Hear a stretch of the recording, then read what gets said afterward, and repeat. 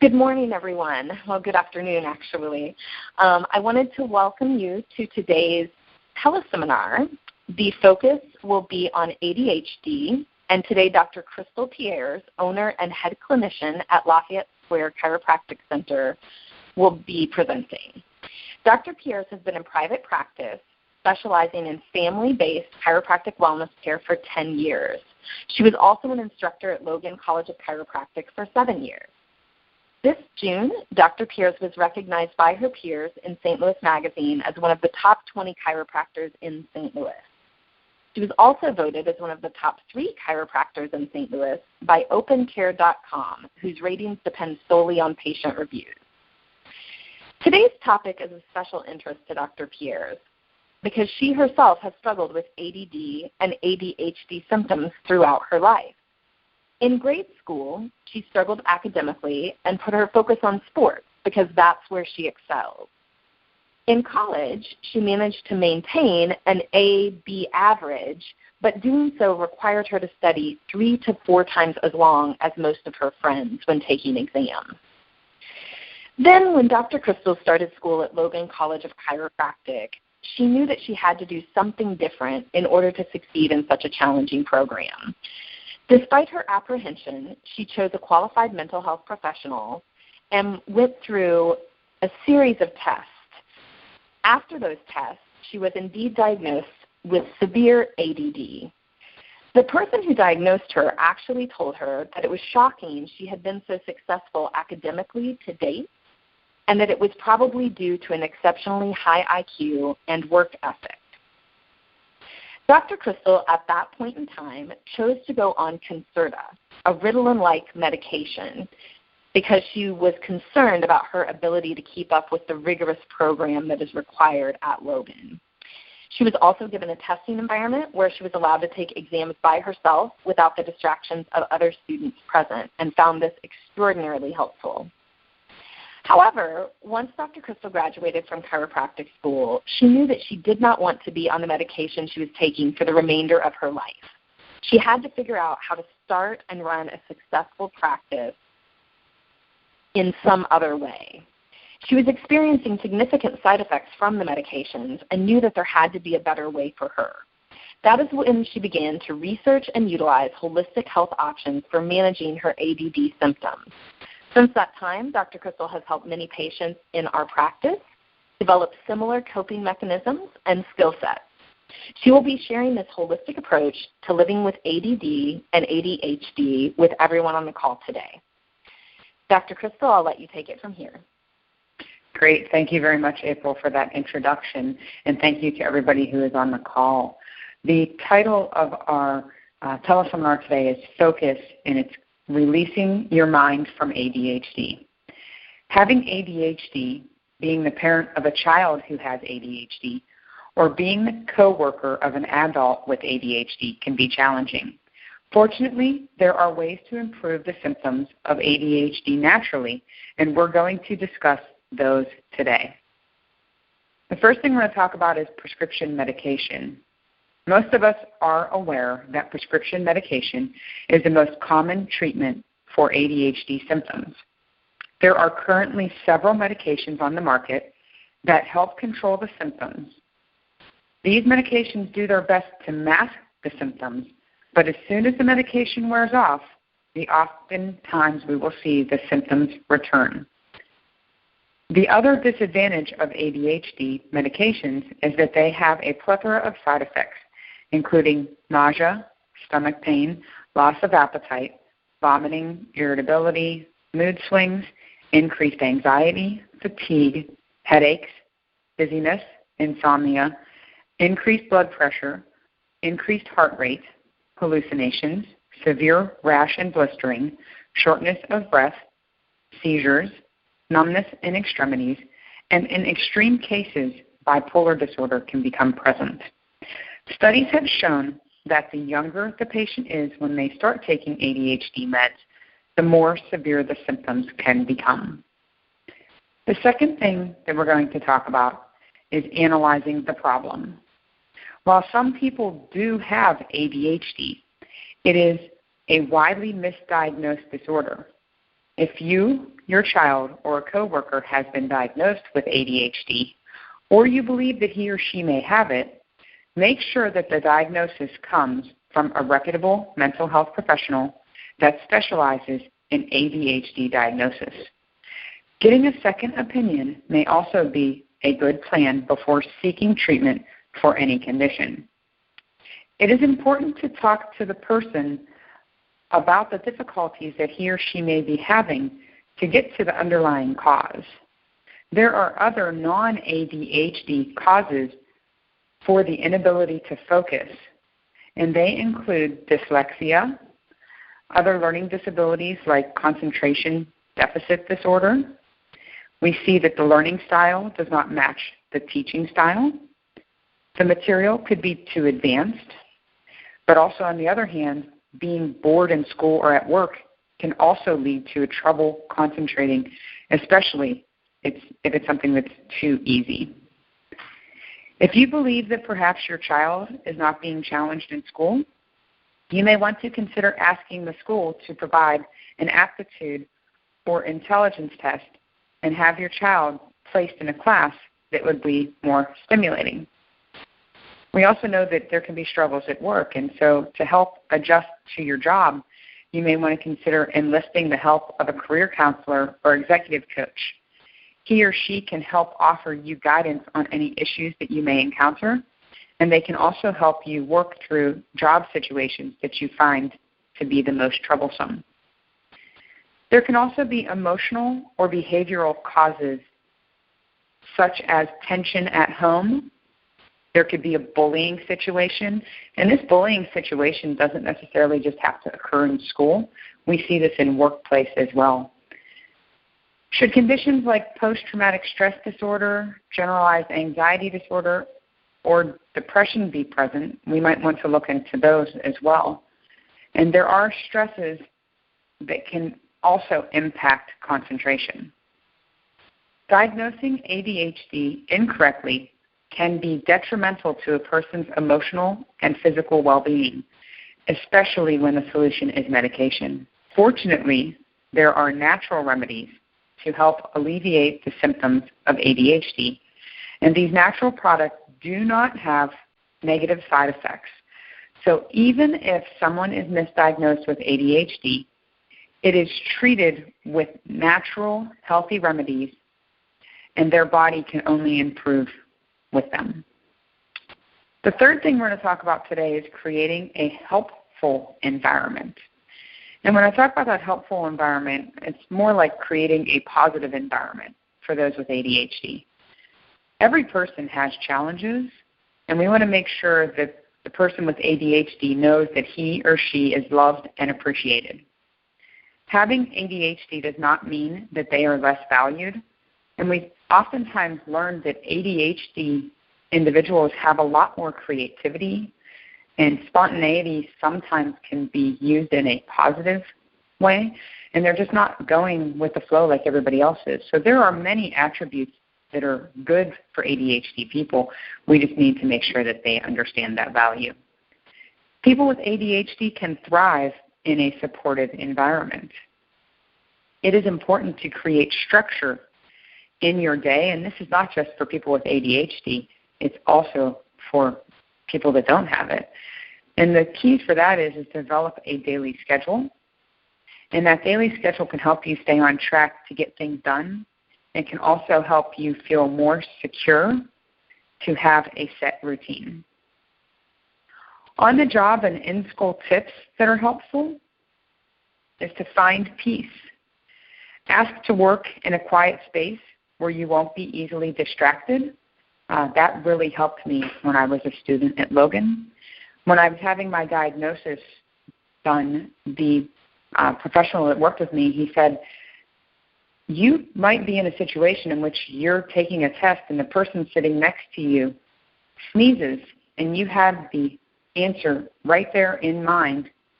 You turn to the person and you say, bless you, and you turn back to your test and you can't find the answer anymore.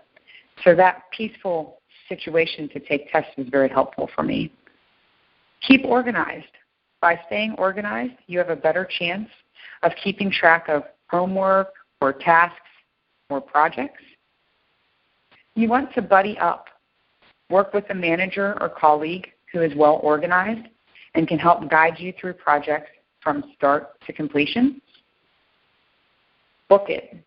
Keep a day planner with a calendar and list of things to do, and make sure that you update them often. Set your smartphone or computer to send you electronic reminders for meetings and due dates or projects. You want to make sure that you write it down. Make sure that you take notes at meetings and during phone conversations, and add all new tasks to your to-do list. Schedule interruptions. Set aside specific periods of time each day for answering voicemail and email so that they won't interrupt your other responsibilities. That also correlates with the first thing that I talked about, which was finding peace. With those interruptions, you might not be able to get back to your proper train of thought. Set realistic goals.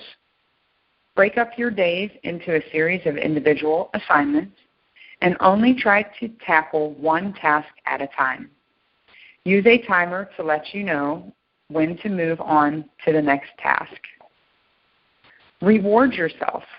When you complete an assignment or follow through on these organizational tricks, find a way to reward yourself. Take a break, go for a walk, read a magazine article.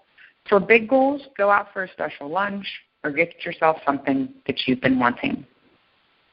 Delegate. If you can, get an assistant or an intern to take care of the small details to free you up so you can focus on the big picture. Relax and make it a habit. Practice relaxation techniques. They can help with concentration. Try meditation or deep breathing. Get up once an hour and take a walk. Get a drink of water or talk to a coworker. Number 4 that we're going to talk about is creating a healthy environment, but looking at it from the pregnancy perspective. Because we know that it's an important step to reduce risk, especially in utero.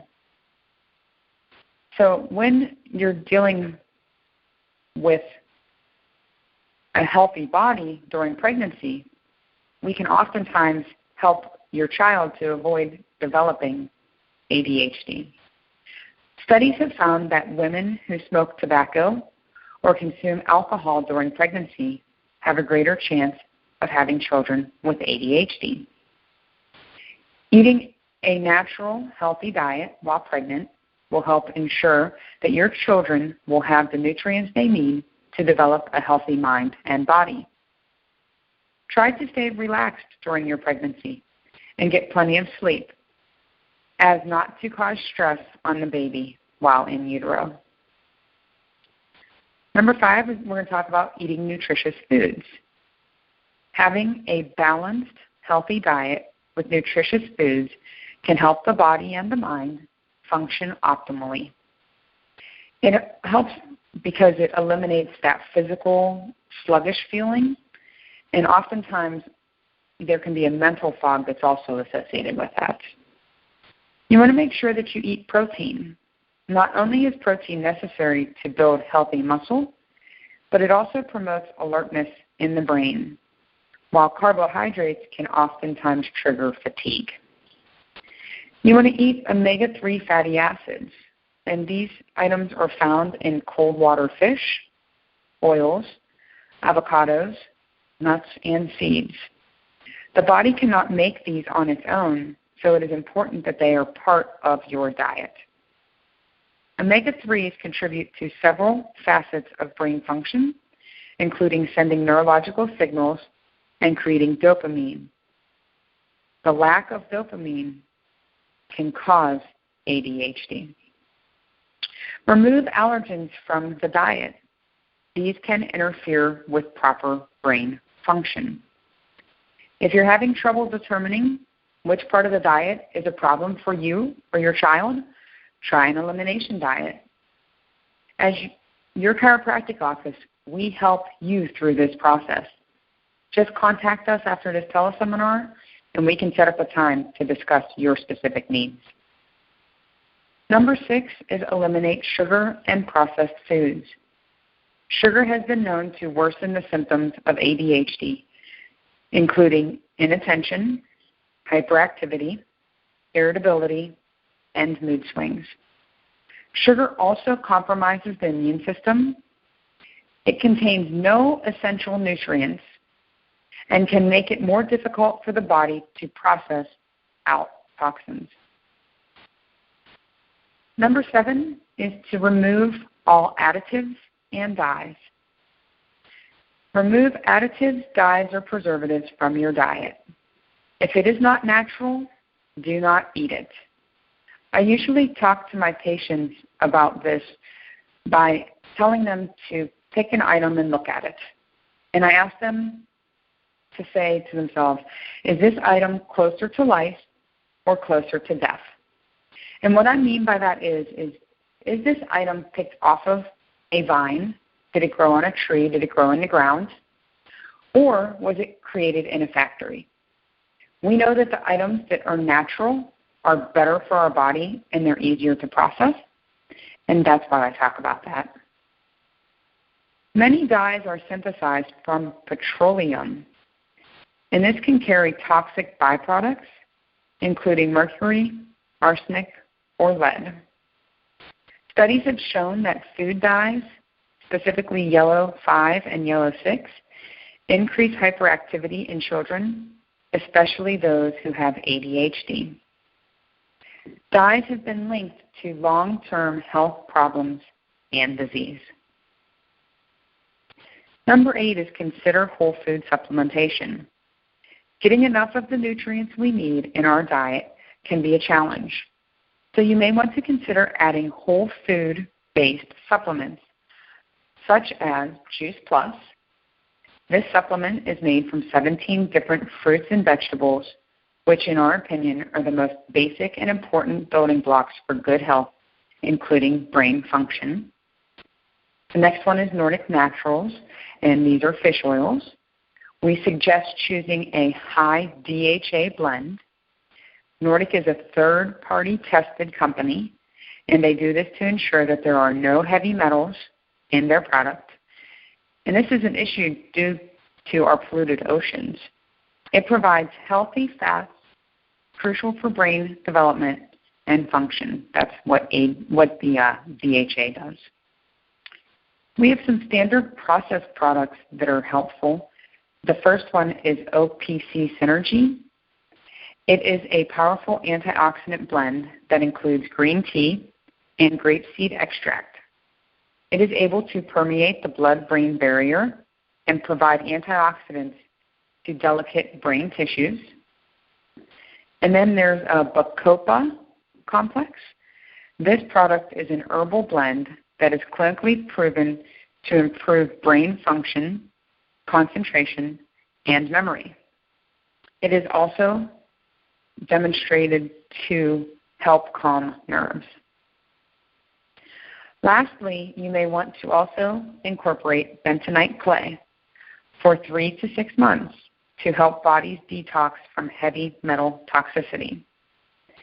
Many health providers, specifically holistic ones, believe that heavy metals are a contributing factor of ADHD and its symptoms. Most Americans show evidence of heavy metals in their bloodstream due to environmental exposures to these toxins. The last thing I'm going to talk about today is making sure that you get adjusted. Chiropractic care is one of the best things you can do to alleviate the symptoms of ADHD. When the spine is out of alignment, it can create interference in the signals of the nervous system that go to the brain. Proper brain activity is directly related to proper alignment and function of the postural muscles of the spine. Correcting the root of the problem and removing subluxation can help relieve the symptoms of ADHD long-term and promote brain development. Ultimately, how you choose to address ADHD is your prerogative. However, with natural remedies, there is little to no risk of complications. Whether an individual has ADHD or not, the tips we discussed can help improve health and overall function of the body and the brain for everyone. I know that April kind of talked a little bit about my experience today of why I wanted to have this teleseminar. Having ADHD was not something that I was aware of when I was younger. Because I was a female, I did not have the hyperactivity perspective. So my diagnosis went missed for a long time. When I was in grade school, I was told that I was stupid, I wasn't smart, I would fail out of school. Even into high school, I was put into a technical class track versus a college prep class track because they just didn't think that I could excel or succeed. But somewhere deep inside, I knew that I actually was smarter than what my grades showed.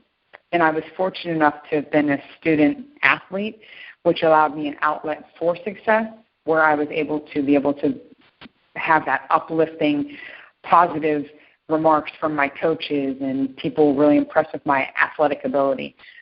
I fear for the kids and the adults even today that don't get that positive, uplifting experience, because I think that if I hadn't had that, I probably would have turned to drugs or alcohol or other things. So in my experience of looking at this, I always knew that something just wasn't right. I couldn't translate the information from my brain to a piece of paper, or I'd want to say something to somebody and it would totally come out the wrong way.